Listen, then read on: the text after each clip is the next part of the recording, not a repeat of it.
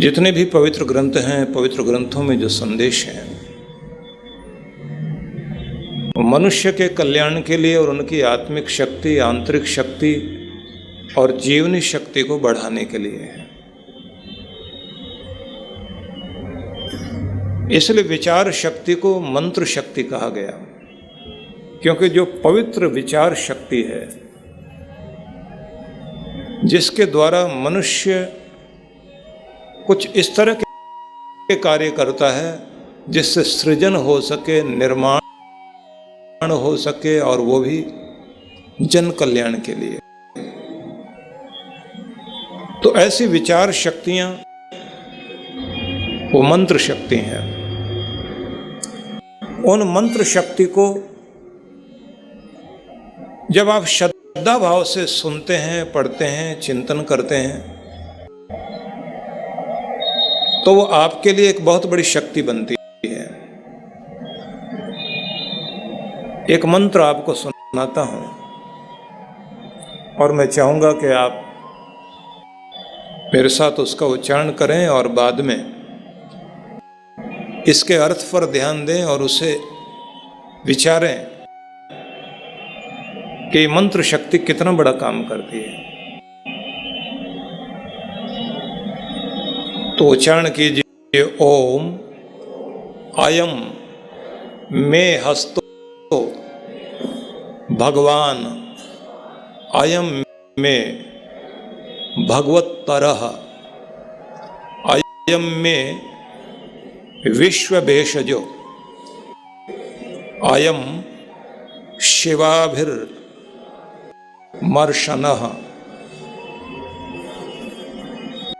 ये ऋग्वेद का एक मंत्र है जो मैंने आपको सुनाया।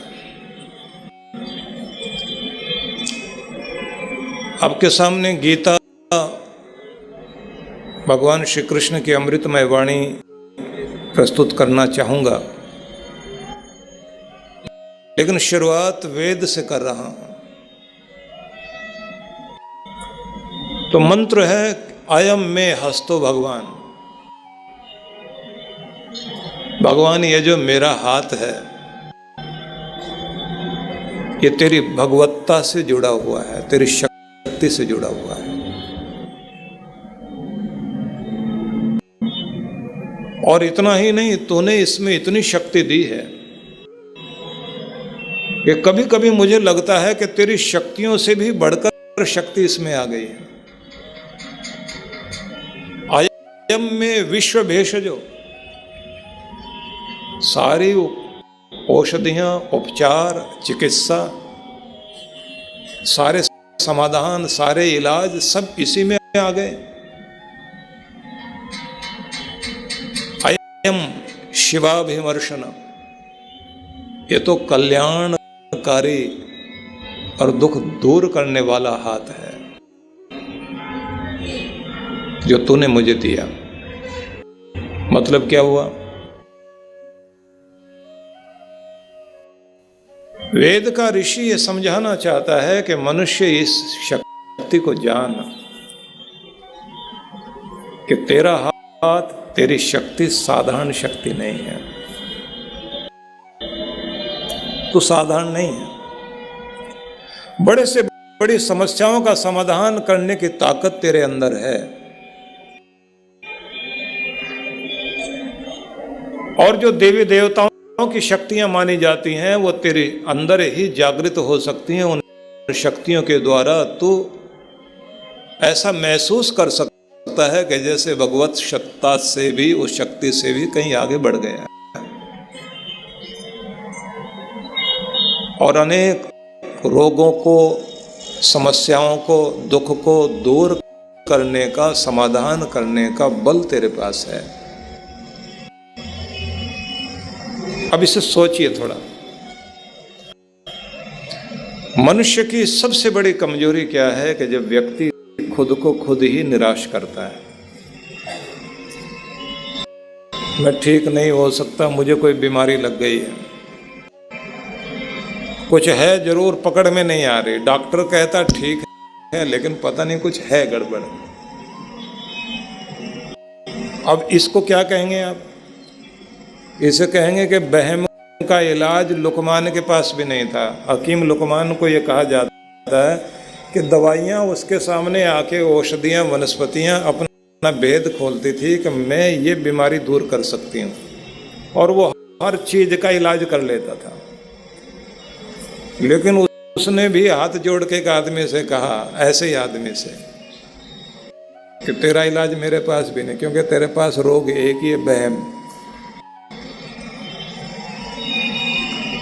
तो जिस व्यक्ति ने ये मान लिया कि मैं कुछ हो ही नहीं सकता, मेरा कुछ भला हो ही नहीं सकता, मेरी किस्मत ठीक नहीं, मेरा परिवार ठीक नहीं है, मेरे हालात ठीक नहीं है, मेरे साथ तो ऐसा ही होना था, मुझे तो पंडितों ने भी कह दिया कि ये तो वक्त है ही ऐसा।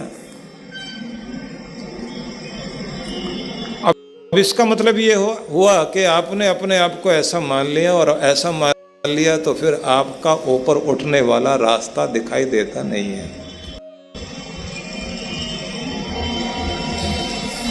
हम लोगों को ध्यान है, एक व्यक्ति को गांव में हम लोग देखते थे, बहुत शरीर से मजबूत, लेकिन थोड़ा सा बहमी था। कुएं पर पानी पी रहा था, कुछ ने मजाक में, क्योंकि उसमें कुछ पत्ते गिरे हुए थे छोटे छोटे, एक छोटे से पत्ते का टुकड़ा पानी पीते मुंह में आ गया। और किसी ने मजाक में कह दिया, भैया तुम्हारे मुंह में तो छिपकली चली गई। छोटा सा बच्चा छिपकली का अंदर चला गया। अब छिपकली अंदर चला जाना आसान बात है क्या? परमात्मा ने इतनी व्यवस्था कर रखी है कि जब आप श्वास भी लेते हैं तो जितनी भी ऑक्सीजन शरीर में जाती है, वायु अंदर जाती है, उसको भी फिल्टर करने की व्यवस्था पूरी है। हवा ठंडी भी हो तो उसे भी वहीं का वहीं रोकने के लिए व्यवस्था है। और कभी कभी तो ये होता है कि अगर अंदर तापमान ज़्यादा है और बाहर ठंडा है, या अंदर ठंडा और बाहर गर्म है, तो कभी कभी छींक भी आ जाती है आपको, वातावरण बदलने के लिए। भगवान ने इतनी सारी चीज़ें दे रखी हैं कि आपका जो ये लीवर है, बहुत सारी चीज़ों को, जहर को, विषैले तत्वों को वहीं का वहीं खत्म करने की कोशिश करता है कि आगे जा ही ना सके। इतने सारे फिल्टर हैं। और आपकी किडनी तक इतना बड़ा काम करती है कि आपके हर चीज़ को वहीं का वहीं रोकने का। और आपके शरीर में जो खून के अंदर सफ़ेद लाल कण हैं, बीमारियों से लड़ने के लिए लगातार अपना कार्य कर रहे होते हैं। भगवान ने एक बहुत बड़ी व्यवस्था आपके जीवन में दे रखी है। और कुछ भी अंदर जाता है तो आपकी जीभ के पीछे एक भाग ऐसा है कि जो उसी समय उस चीज को निकालने के लिए उल्टी होने की व्यवस्था हो जाती है। लेकिन आदमी को जब वहम होता है तो उस वहम का प्रभाव देखिए कि आदमी अपने मन से मान लेता है और उस समय कोई लॉजिक देते रहिए आप, वो लॉजिक काम नहीं करता। तो सबने मजाक में कह दिया कि तुम्हारे अंदर छिपकली चली गई। और उस व्यक्ति ने ऐसा पेट पकड़कर बैठ गया, जरूर मेरे अंदर तो जहर चला गया, मैं बचूंगा नहीं।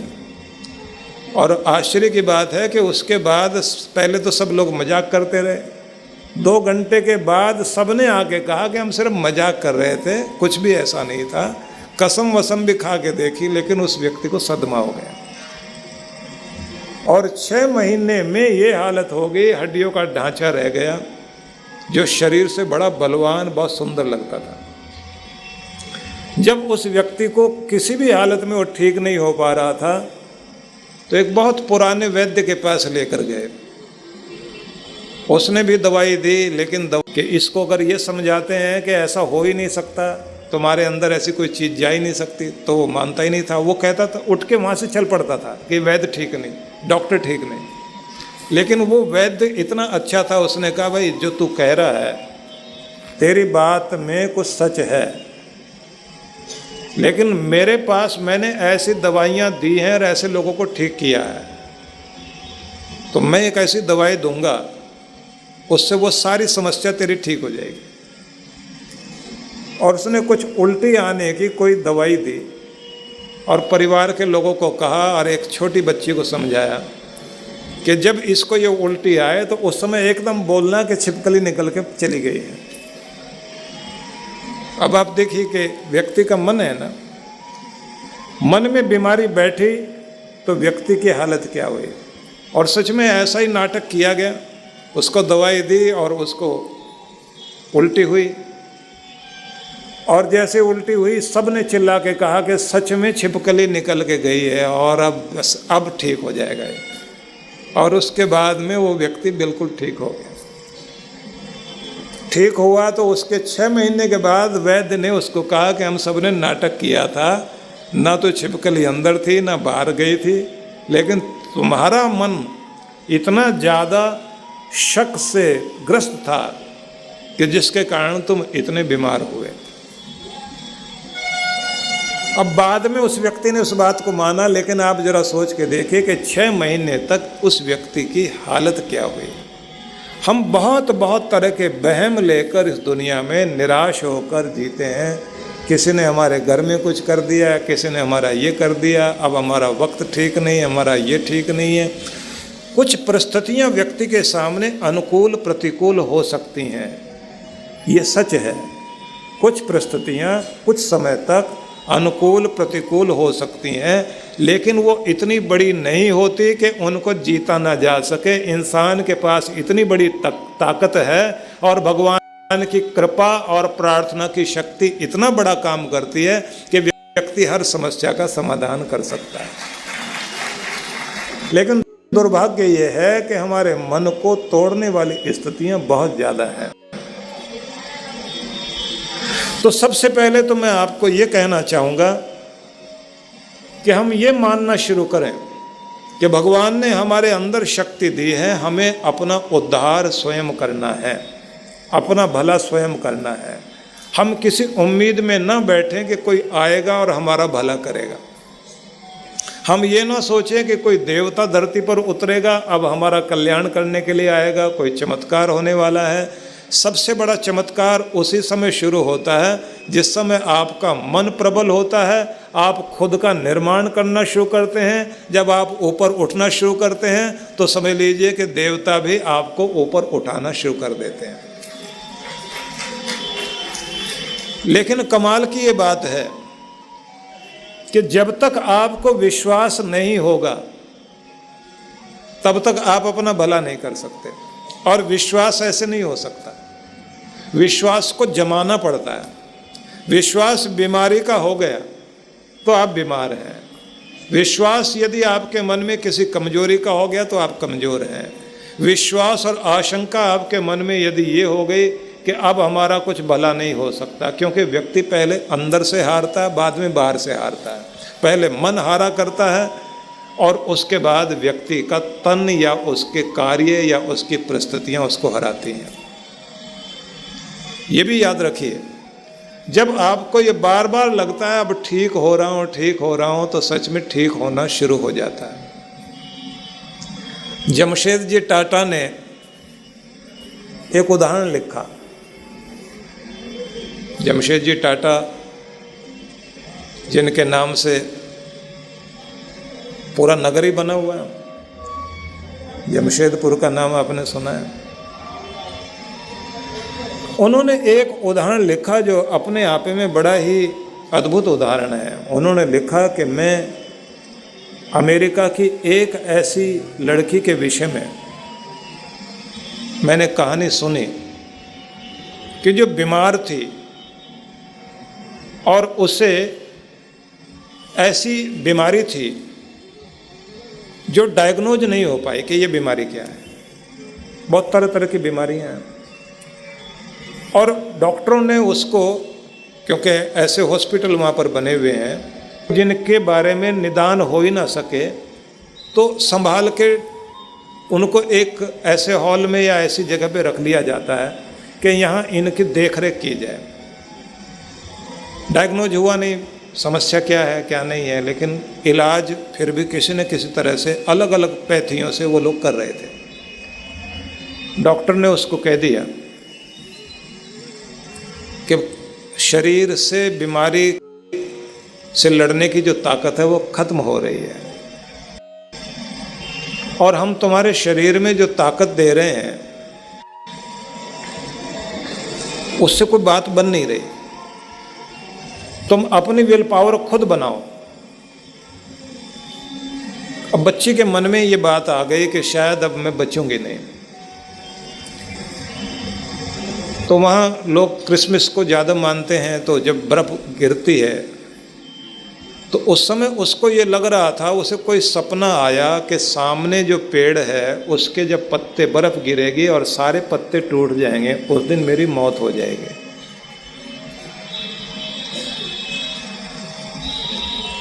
और क्रिसमस पर 25 दिसंबर के आसपास वहाँ बर्फ़ गिरती है, ज़्यादातर गिरती है। तो जैसे ही बर्फ़ गिर रही थी उस रात में, एक व्यक्ति वहाँ रोज आया करता था, एक बुजुर्ग आदमी। वो ये कहता था कि बेटी, मेरा विश्वास कहता है कि तू ठीक होगी, और इस पेड़ की सारी पत्तियां गिर जाएं फिर भी कुछ पत्तियां हरी भरी रहेंगी और ये पेड़ ठीक हो जाएगा। तो उसने कहा ऐसा हो ही नहीं सकता, लगता है कि अब जैसे इसके पत्ते गिरेंगे इधर मेरा जीवन खत्म होगा, क्योंकि मुझे ऐसी बीमारी लग गई, मैं ठीक नहीं हो सकता। तो कहते हैं कि उस बुजुर्ग आदमी ने 2 पत्तियां प्लास्टिक की लाकर और कील लगाकर उस पेड़ पर रात में लगा दी। और कमाल ये हुआ कि उसी रात बर्फ गिरने के बाद सारे पत्ते, जैसे पूरे का पूरा पेड़ ही बर्फ से ढक गया, वो 2 पत्तियां हरी हरी दिखाई दे रही। अगले दिन वो बुजुर्ग पहुंच नहीं पाया मिलने, लेकिन उसका फोन आया कि बेटी, मेरा विश्वास कहता है कि तू अब ठीक रहेगी। मैंने ऐसा महसूस किया, तू ध्यान से देख उस पेड़ को, सामने जो खिड़की से दिखाई देता है पेड़, उसको ध्यान से देख। तो उसने खिड़की खोली और देखा, देखकर चिल्लाई, बाबा बिल्कुल तुम ठीक कह रहे थे, अब इस पेड़ पर नई नई 2 पत्तियां आ गई हैं, बिल्कुल हरी हरी पत्तियां हैं। इसका मतलब अब मैं ठीक होऊंगी, अब मैं बिल्कुल ठीक हो जाऊंगी, अब बीमारी भागने वाली है। लेकिन तुम मुझे मिलने क्यों नहीं आए? और कमाल ये हुआ कि वो व्यक्ति बहुत बीमार पड़ गया, क्योंकि बेचारा बर्फ़ में, जब बर्फ़ गिर रही थी रात में, तो वहाँ वो पत्ते लगाने के लिए आया हुआ था और आ नहीं पाया उसके पास। और ये लड़की 3 महीने में ठीक होने के बाद जब वहाँ गई, और उसी समय वो बुजुर्ग भी थोड़ा ठीक हुआ था, तो उसने कहा कि बाबा तुम मुझे मिलने क्यों नहीं आए? बोले बेटा, मैं प्रार्थना करने में लगा हुआ था। बोले पर मैं तो उसी दिन से ठीक होनी शुरू हो गई थी, क्योंकि मुझे दिखाई दिया था वो साइन, जो गुड साइन था वो मेरे सामने था कि 2 पत्तियां हरी हरी सामने दिखाई दे रही। अब मैं ठीक हो गई हूँ, और मैं ठीक होती चली गई, और सच में वो ठीक होके आई। और डॉक्टर ने उसके बारे में लिखा कि हम नहीं जानते कि इसको बीमारी क्या थी, और हम ये भी नहीं जानते कि ये ठीक कैसे हुई, लेकिन ये ठीक है ये भी हमें पता है, और ये बीमार थी ये भी हमको पता है। तो वो कहते हैं कि इससे तुम क्या कहोगे? एक विश्वास जो आपके मन में बन जाता है कि अब मैं ठीक होऊंगा, मैं ठीक होऊंगा, मैं ठीक होऊंगा, ये विश्वास जब आप बार बार दोहराते हैं तो आपको कोई बीमारी बीमार नहीं कर सकती, कोई समस्या आपको बांध नहीं सकती। पर ये विश्वास कौन दिलाएगा आपको? कोई और? ये विश्वास आपको ही दिलाना है, खुद को खुद ही विश्वास दिलाना है कि अब दिन बदल रहे हैं, अब कुछ अच्छा हो रहा, नया वर्ष शुरू हो गया, नई जिंदगी शुरू हो गई है, अब बीमारियां नहीं रहेंगी। आप कुछ भी मानना शुरू कर दीजिए, आप प्राणायाम रोज करते हैं, आप सैर रोज करते हैं, आप हंसते रोज हैं, आप मंत्र पाठ करते हैं, आप प्रार्थना करते हैं, आपके ऊपर गुरु का आशीर्वाद है, आपके ऊपर देवताओं की कृपा है, आप कुंभ में स्नान करके आए। कुछ भी विश्वास अपने अंदर पैदा कीजिए और वो विश्वास निश्चित रूप से फलेगा और आपका काम करेगा। कुछ तो बनाओ अपने अंदर विश्वास। ये विचार शक्ति साधारण नहीं होती।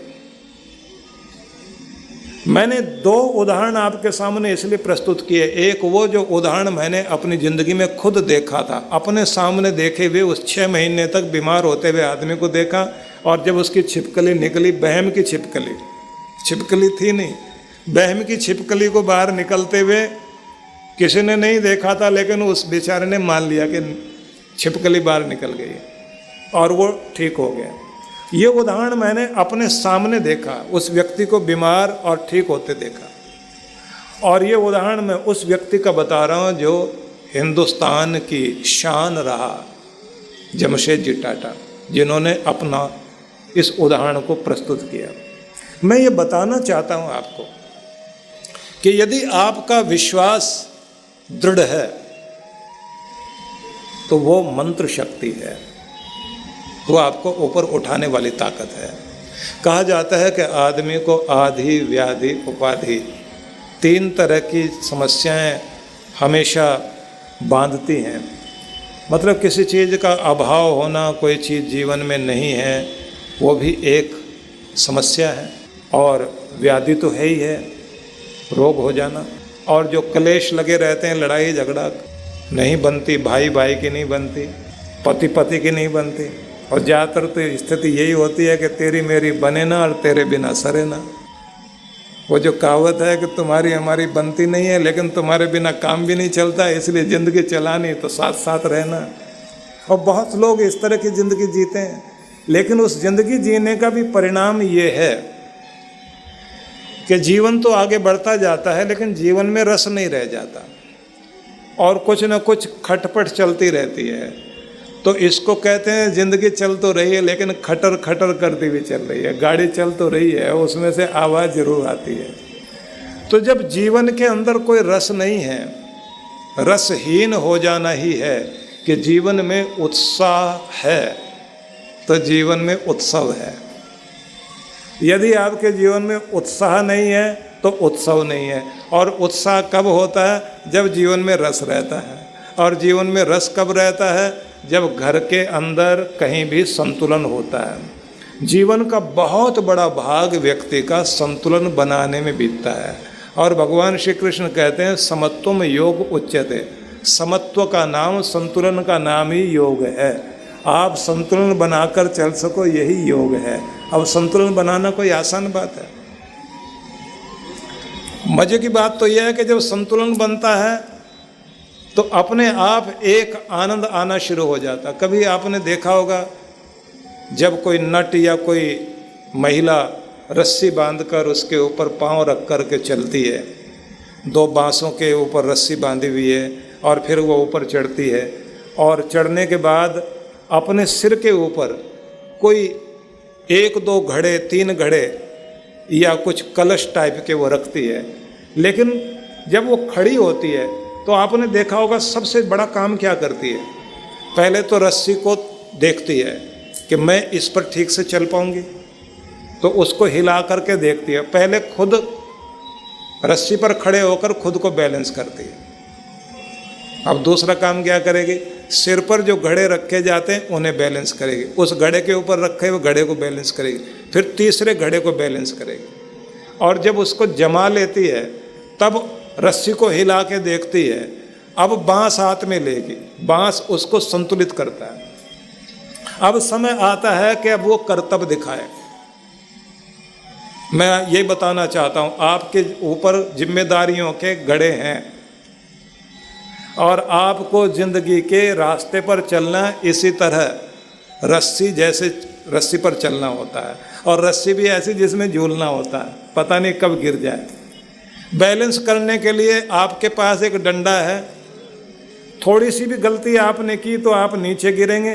ताली बजाने की तो कोई बात नहीं होगी, बल्कि उपवास किया जाएगा। और यदि आप अपने को बैलेंस करके चलते हैं तो खेल दिखाते हैं, और खेल दिखाने का खुद को बहुत आनंद आता है, दुनिया को भी आनंद आता है, और उससे ज़्यादा आदमी को कमाई करने का भी मौका मिलता है। तो यदि आपने बैलेंस बनाया है तो संसार का सम्मान आपके साथ है, और ज़िंदगी का खेल दिखाने में आप बिल्कुल कामयाब हैं। हर तरह का फल आपके साथ है। और बैलेंस नहीं बना पा रहे हैं तो खाइए चोट। अब ये भी मजे की बात देखिए आप कि आपका बैलेंस बिगाड़ने वाले कितने लोग हैं, घर के लोग ही कर देंगे काम। ज़्यादातर महिलाएं यही कहती हैं कि हम लोगों के साथ ये समस्या रहती है, कोई भी थैंक्स करने को तैयार नहीं है, कोई भी ये कहने को तैयार नहीं कि तुम्हारे कारण कितनी खुशी है, कितना कुछ अच्छा है। हालांकि अपने देश में जो करवा चौथ मनाया जाता है तो कहते हैं कि उस दिन पत्नी तप करती है, लेकिन पति उस समय जो है जब पूजन किया जाता है, पत्नी पूजन करती है, उस समय थैंक्स करने का समय होता है, कुछ उपहार दिया जाए और 2 शब्द ऐसे बोले जाएं कि केवल आज के लिए ही नहीं, तुम्हारा साथ मेरे लिए जीवन के लिए बहुत महत्वपूर्ण है, तुमने जो कुछ मेरे लिए किया है वो कम नहीं है, जहाँ तक भी मैं जीवन में सफल हुआ हूँ उसमें यदि मेरा कहीं परिश्रम होगा तो तेरा साथ भी बहुत बड़ा साथ है, मैं उसको महसूस करता हूँ। उसके लिए शब्द कहने से या कुछ कह देने से शायद शब्द हल्के पड़ जाएं, तो वो जो कुछ देते हुए 2 शब्द भी कहे जाएं वो इतना बड़ा महत्व रखते हैं जिंदगी भर के लिए व्यक्ति को, या साल भर 365 दिन के लिए वो ऊर्जा देते हैं। लेकिन ज़्यादातर क्या होता है कि हम लोग संतुलन बना नहीं पाते, संतुलन बन नहीं पाता क्योंकि समझा नहीं जाता, एक दूसरे के लिए कुछ न कुछ इस तरह के शब्द कहे भी नहीं जाते, या फिर जो कुछ कहे जाते हैं वो दिल जलाने वाले ज़्यादा होते हैं, जी जलाने का काम ज़्यादा करते हैं। और उसी तरह से फिर महिलाओं की तरफ से भी बात कही जाती है और दोनों तरफ से बहुत तरह के मजाक प्रचलित हैं। किसी व्यक्ति ने कहा कि महिलाओं के आंसू ज़्यादा महत्वपूर्ण है या मुस्कुराहट, तो उसने जवाब दिया कि दोनों से ही वो अपनी बात मनवा लेती हैं, दोनों ही महत्वपूर्ण है, कोई अंतर नहीं है दोनों में। अपनी अपनी बात कहने के ढंग हो सकते हैं, लेकिन मैं केवल एक बात कहना चाहता हूँ कि आप अपने घर में रहेंगे, कार्य करेंगे, कारोबार में जाएंगे या जो भी कार्य क्षेत्र आपका है, हर जगह एक स्थिति देखने को मिलती है कि किसी न किसी बात से आपका संतुलन बिगड़ता है। और जब आपका संतुलन बिगड़ता है, चाहे किसी की बात से या लेन देन से या परिस्थितियों के कारण या फिर बिजनेस के उतार चढ़ाव के कारण, किसी भी कारण से आप अशांत होते हैं, आपका संतुलन बिगड़ता है। वो संतुलन बिगड़ना, अशांत होना, दुखी होना, इसको भी एक रोग की तरह माना गया। उसे आदि कहते हैं, अभाव का हो जाना, किसी चीज़ का अभाव, किसी चीज़ की कमी महसूस करना। जहाँ कहीं आप शरीर में रोग देखते हैं वो व्याधि है, और जहाँ क्लेश चल रहा होता है उसे आप उपाधि कहते हैं। तो तरह तरह से व्यक्ति का संतुलन बिगाड़ने वाली समस्याएं हैं, और जब समस्याएं हैं तो दुखी है इंसान, और दुखी है तो फिर वो भाग्य को जरूर कुछ न कुछ कोसता है। वो ये जरूर कहेगा या तो किस्मत की वजह से ऐसा हो रहा है या मेरी परिस्थितियाँ, और ज़्यादातर लोग ये कहते हैं कि मेरे साथ ऐसे होता है, बाकी सब लोग ठीक हैं। लेकिन मैं ये निवेदन करना चाहता हूँ, आप दुनिया के पहले इंसान नहीं जो दुखी हों। अगर दुख देखा जाए तो हर आदमी की ज़िंदगी में इतना इतना दुख है जिसकी आप कल्पना नहीं कर सकते। एक से एक दुखी लोग हैं। लेकिन बड़ी बात यह है, आप हॉस्पिटलों में चले जाइए, कितने लोग बीमार पड़े हुए हैं। कोर्ट कचहरी में चले जाइए, कितने सारे झगड़े में फंसे हुए लोग दिखाई देते हैं। जहाँ भी आप जाकर देखें, अगर मुर्दा घर के पास जाके खड़ा हो जाए तो दिखाई देगा कि चारों तरफ ऐसा ही कुछ हो रहा है। तरह तरह का संसार है, बीमारियां हैं, क्लेश हैं, समस्याएं हैं, लड़ाई झगड़े भी हैं, सब तरह का संसार है। दूसरों के दुखों को देखने के बाद एक बात जरूर समझ में आ जाती है कि दुख मेरे साथ नहीं, बहुत लोगों के साथ है। लेकिन ये भी एक बात याद रखिए, हर कोई आदमी घबरा के ना तो आत्महत्या कर लेता, ना जो है अपना सिर पकड़ के बैठ जाता कि अब मेरे साथ तो ऐसा ही होना है। किसी ने मुझे नहीं कुछ समझा तो इस बात से जो है अपना आप को खराब कर लेने की आवश्यकता नहीं है। निवेदन ये करना चाहता हूँ कि संसार भर में ये समस्याएं हैं, लेकिन संतुलन ही शक्ति है। संतुलन बनाने के लिए विचार शक्ति की जरूरत पड़ती है। विचार जितने अच्छे आप बनाकर रखेंगे, आपका संतुलन बनेगा और आप अपनी तरक्की करोगे। यदि आप अपना संतुलन नहीं बनाते तो निश्चित रूप से आप हारने लग जाते हैं, क्योंकि बैलेंस, ये जैसे गाड़ी का स्टीयरिंग होता है ना, गाड़ी का स्टीयरिंग जब आप संभाले रखते हैं तो आपकी गाड़ी ठीक चल रही है। तो ऐसे समझ लीजिए कि संतुलन, आपका स्टीयरिंग आपके हाथ में है, और जिस दिन आपके हाथ से स्टीयरिंग छूट गया तो समझ लीजिए संतुलन बिगड़ गया, अब चोट खाने की बारी है। तो इसलिए अगर आप चाहते हैं कि चोट से, दुर्घटना से बचना चाहते हैं, तो संतुलन बनाना सीखिए, स्टीयरिंग को ठीक रखिए। और संतुलन बनाने का तरीका क्या है वो भी मैं थोड़ा सा निवेदन करना चाहता हूँ। सबसे पहली बात, जैसे मैंने आपसे कहा कि उत्सव जीवन में तब आता है जब उत्साह रहता है, और उत्साह तब रहता है जब जीवन में रस रहता है, और रस तब रहता है जब जीवन में संतुलन रहता है। अब संतुलन कैसे रहता है, इसे थोड़ा सा विचार करिए। सबसे पहली बात तो यह है कि सहन शक्ति थोड़ी बढ़ानी चाहिए अपनी। कभी कभी आपके अनुकूल काम जब नहीं होता, प्रतिकूल काम हो, तो उससे घबराओ नहीं। समय आएगा, धीरे धीरे परिस्थितियां भी ठीक होती हैं, और आप बेहतर प्रयास करते रहिए, तो अच्छा प्रयास आपको जिताता है। यदि आप प्रयास करना छोड़ देंगे, मैं कहीं यात्रा पर था, तो एक व्यक्ति कुछ पुस्तकें लेकर पढ़ रहे थे, मेरी पुस्तकें रखी थी, मैं पढ़ रहा था, तो मेरी उठा के पढ़ने लगे, तो उनकी मैगजीन साथ रखी थी, मैं उसको पढ़ने लगा। उन्होंने कहा कि ये मैगजीन आपको अच्छी नहीं लगेगी, लेकिन ये पन्ना आप पढ़िए। तो मैंने जो उन्होंने दिखाया वो पन्ना पढ़ने लगा। उसमें एक खिलाड़ी और एक गायिका का नाम लिखा हुआ था। खिलाड़ी जो क्रिकेट खिलाड़ी सचिन तेंदुलकर, उसके पूरे जीवन के बारे में कुछ विवरण दिया हुआ था, जिसका सार ये था कि यदि ये व्यक्ति यहाँ तक है, यहाँ खड़ा हुआ है, तो क्यों खड़ा हुआ है? क्योंकि 3 घंटे से लेकर 5 घंटे तक रोज आज भी अभ्यास करता है। दूसरी बात वहाँ लिखी हुई थी कि इस व्यक्ति की सबसे बड़ी खासियत ये होती है कि जब इसे आउट करने के लिए और आउट करने की कोशिश की जाती है, और जब इसको तरह तरह का दबाव डाला जाता है, तब इसका ध्यान केवल अपने बैट पर और बल्ले पर रहता है। ये कभी अपना ध्यान बंटने नहीं देता। इसके संतुलन बनाने की शक्ति और धैर्य शक्ति बहुत ज़बरदस्त है, इसलिए आज इस ऊंचाई तक पहुंचा हुआ है।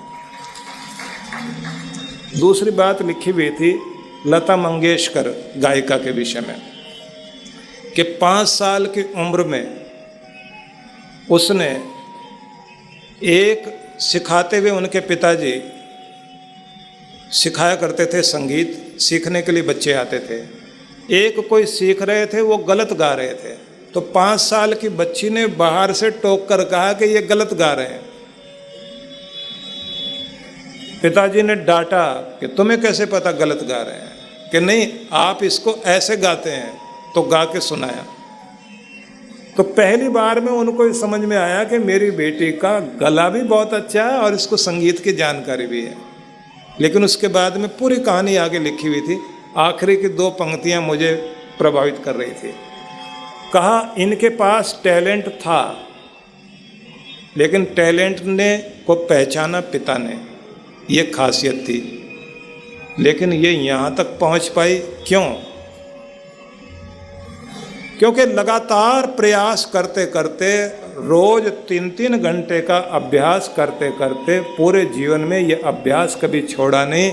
उस अभ्यास ने ही इनको यहाँ तक पहुँचाया है। अगर कोई व्यक्ति अभ्यास को ज़िंदगी में जारी रखता है तो निश्चित ही अपने शिखर पर पहुँचा करता है। अब विचार कीजिए आप लोग, अभ्यास, संतुलन और आपकी जो योग्यता और क्षमता है उसको विकास करना। आपके पास बहुत कुछ होता है, ठीक है, कुछ चीज़ों में आप सफल नहीं हो पाए। बहुत लोग ऐसे रहे हैं जिनके कुछ क्षेत्रों में सफल नहीं हो पाए लेकिन दूसरे क्षेत्र में बहुत सफल हो गए।